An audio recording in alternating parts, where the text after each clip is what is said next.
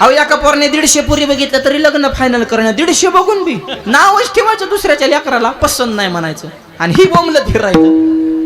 150 बघून झाले. एक म्हातारा त्याला भेटला असा झाडला त्याला म्हणला दिसन ती फायनल करण्यात ब्रह्मचर्यच राहावं लागेल. ते म्हणला आज बघायचं चाललंय फायनलच करतो.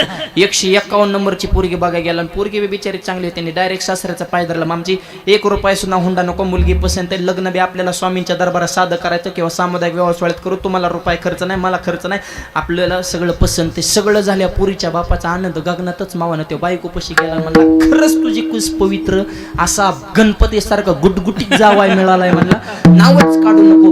पुरीची आहे म्हणले जावाय कोणत्या तेव्हा आधी दाखव म्हणले ते काय ते खुर्चीत बसलाय ते पुरीची आहे म्हणले हे लग्न मोडलं पोरगी भिकाऱ्याला दिन पण ह्याला देणार नाही का हे सुरुवातीला मलाच बघायला आलं.